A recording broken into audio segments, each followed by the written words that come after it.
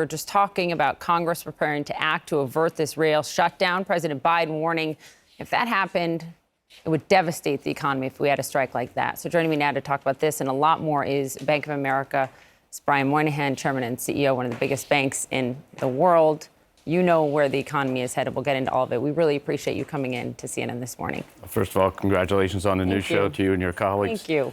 So look, things like the rail strike or the war in Ukraine and what happens in China with shutdowns, those are all sort of things that can really derail the economy, and everybody knows that. And we've been dealing with them for quite a period of time. But if you look at the core economy, our team has a mild recession predicted in the middle of 2023, and then coming back out of it later in 2023. Now, that was predicted to happen this year, earlier this year. There was going to be a real slowdown. The Fed was going to raise rates, and it's all pushed out largely because of one thing, which is the U.S. consumer, who is spending money. And we just got our spending from Thanksgiving to last Saturday, and it was up 3% over last year, which was up 23% over the year before, 20% over where it was in 19. You see booking travel and things like that. You see the consumers employed. You see them spending money. You see them having money in their accounts. Now, that means inflation has to be tackled by the Fed, but the consumer actually is both a buffer against that and also makes it difficult. What I think so interesting about you, Brian, is you've been like the optimist in all of this. So you just said, yes, a mild recession next year, but we'll get through it by the following year. Jamie Dimon warned this summer, head of JP Morgan, that an economic hurricane, his words, are coming. We just don't know how strong a hurricane. Do you see an economic hurricane? Well, the hurricane season's now closed, so having a house in the Carolinas, I'm used to dealing with that. But, at the end of the day, the belief was if any of those horribles came together, you could have really a different outcome than the Fed tightening. And the Fed is tightening in an unprecedented way because we have an unprecedented inflation, 40, 50-year-long inflation. So where does that affect first? Housing. Obviously, that's changed dramatically. But rent increases are only coming through now. So in the end of the day, the consumer is held in well. And in the end of the day, the consumer stays reasonably strong because they're employed. So I'm hearing no economic hurricane from Brian Moynihan. Am I right? A mild recession. Okay. A mild recession. Okay. So let's tick through all those things. Housing matters to everyone. It is much more expensive to buy a house now because of mortgage rates. And your own research at Bank of America shows how much rents have increased. So people feel like they're out of hope.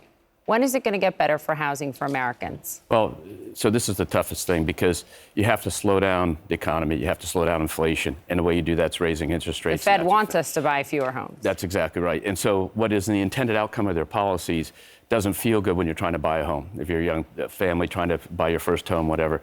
So that'll straighten out. Now, you have to sort housing into two pieces. One is the people who have mortgages that are outstanding, locked in below 5%, 4%, 3%, 90% below 5%. 80% below 4, 50% below 3. They're locked in for 30 years. Yeah, but other folks. But when you go to buy a house, you're feeling that effect. And that's slowed down dramatically, and that's why the home builders and others. But that's the intended outcome. What will happen is, as we see inflation slow down, and you're seeing the rate of growth of inflation slow down, still inflation, you'll see rates come back down to more the target rate, and you'll see the adjustments come through. And that'll happen. That'll take almost 2 years. 2 years of pain for people trying to rent or buy a house. 2 years of slower activity. Yeah. Now, the rental side of that is the key. And that's rents have increased, and you're seeing rents have increased and already starting to decrease in some cities around the country. But that's where you have to be more concerned because half the people in America pay rent. They don't own their home. Yeah. And that is where it's affected. That's still ahead of us. And millions of them have a lot of outstanding credit card debt. And can you just help us understand why credit card interest rates are at a record high? Now, I understand the Fed's raising rates, but the Fed funds target rate compared to APR seems extreme. Yeah. And I know there's not collateral to back credit cards, but do they really need to be that high? Well, the reality is a third of our credit cards pay off every month. They don't even pay interest, right? So we give you the money for 30 days later, 45 days later, you pay us. Two-thirds of Americans don't. And then the ones that do, the rate structure is far lower than the stated rate structure just because of all the different things that have gone on. So, look, those rates adjust with the market. They'll come back down with the market. They were low for a long time. But the reality is that the good news is for America is the delinquencies on credit cards are low. They are much lower than they were in 19, which is very good credit times for banking system. So our job is to actually help our customers continue to prosper and live. And the key thing is, remember, unemployment's at 3.6, mid-threes. Right. The worst projections to get to fives where it was, in the 17, 18 range. You met with President Biden, I think it was in July, at the White House. I wonder how presidents get a lot of credit when the economy does well and all the blame when it does poorly. How do you think he's handling this economy? Well, in the end of the day, he's dealing with very unprecedented times. So, the job of the American people is to decide that, and they just had an election. What does Brian Moynihan think? I think our economy is holding on better than the rest of the world right now. Okay. Now, the reality is did we give more stimulus than you could theoretically calculate? But nobody knew at the time. Too much stimulus? Lesson learned? Yeah, but that was to the last administration, this administration. But nobody knew at the time. And I think that's where people can look through the rearview mirror and always have a great point of view. The sports writers can. But the players on the field had to make a decision. Was it right or not? And they did. Now we have to adjust to that decision. That's where you're seeing the Fed tighten quickly. I want to talk about what's going on with workers. You employ so many people at Bank of America. You have led on wages, increasing wages now to $22 an hour at the bottom. They're going to be $25 an hour by 2025. But real wages are down for folks because of inflation. And something's going on with workers. I was home in Minnesota this weekend. Coffee shops were closed. They couldn't find workers. Restaurants can't find enough workers. We're seeing unionization at companies that never saw it before. Starbucks, Amazon, news outlets like BuzzFeed. What is happening with the American worker? Well, the labor markets got very tight, so the dynamics shifted. That with the kind of employment levels we had, claims for unemployment still are bumping along at very low levels, levels that haven't been seen since the numbers of workers are like 25% lower. So, the labor market's very tight, and so the negotiation power moves around, right? I mean, that's what happens. The quit rates got way high. What you're seeing that now is mitigate, which is actually good from the Fed perspective in terms of the economy, but you're seeing that mitigate. Now, how do we think about that? Yeah. Our job is to provide an ability for an 18-year-old to join our company and to be here their entire career and get themselves educated and trained with us. And you do that all day. I just celebrated a 50, 55, 60, 65, and a 75-year employee the other day. So think of 75, do some math, and think that the person started as 18 and went to college. That's what great employers do. And so our turnover rate moved up like everybody else has already moved back down. My guess is by early next year, we'll be back in line where it was in 19, which is good. But that takes employers really saying, how do I holistically help a person develop a career? Like you guys gave money, a lot of it, to employees to pay for childcare during the pandemic when you asked them to come back. I want to talk about China. You do a fair amount of business in China. How worried are you about what we're seeing on the streets of China and Xi Jinping's tight grasp on power and zero COVID policy? I think the thing we have to think about China is they're still dealing with COVID the way we were dealing with it in 2020 in the spring, which is your choice is to shut down. And that is very disruptive to the supply chain, the internal economy.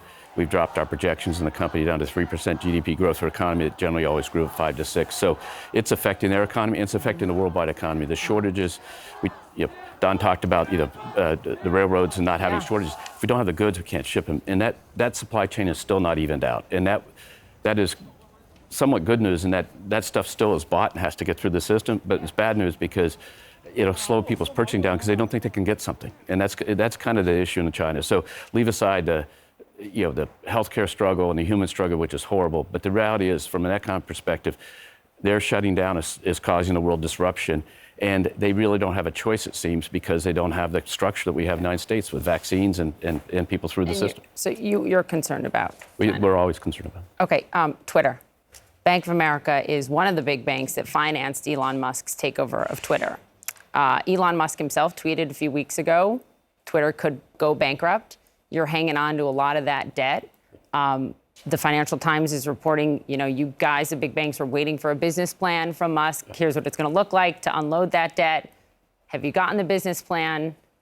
What do you make of how he's leading? Well, that's not something that we talk about with clients, customers. Have you gotten I don't also, and by the way, I'm the worst person to be in the middle of a credit decision because that's not what I do in the company. But if you look at it just on leveraged finance, which is people talk about, at the end of the day, we market to market every Friday. So it's all through the P&L and whatever impacts. And, look, he'll run the company the way he does. He owns it. They have tremendous equity in it. And so we'll see what happens. Hoping for the best? We don't hope. We plan for the best. Okay. I do want to ask you about crypto. You have been very cautious always on cryptocurrency. Look what has happened. Look at FTX collapsing. Look at this week, BlockFi, which is a crypto lender that I think it's important people know lends to, it was for average folks. This was for the Main Street average Joe, collapsing. What went wrong with crypto? What went wrong is I think it was a speculative asset got very high and then came crashing down and the leverage embedded and all that happened. But that was relatively predictable, and many of us said be cautious here. The good news is if you think about the history of it, the rate of movement out of our accounts into crypto has slowed way down, which means investors have A lot of gotten people more got cautious. fleeced, and you guys are so highly regulated. Yeah. I mean, watch any of those, and your testimony before Congress. You're so, and like, where are the regulators on this? Is it safe for anyone to have a crypto market that exists anymore without regulation? Well, if you have to back up two things. Blockchain, the technology, very good. We have hundreds of patents on it, literally. Sure. The I'm talking idea about of the the idea of a currencies and- currency and stuff, it's not needed. We can transact in ways that are wonderfully fast. The real-time payment system that are connecting around the world. The Fed is building one. We've already built one in the industry. The ability to send money to anywhere in the banking system. These things are important. So, are there areas where the industry has to lead in that? Other entrepreneurs saw an opportunity. Yes, the small balance, a cross-border payment, and we're working on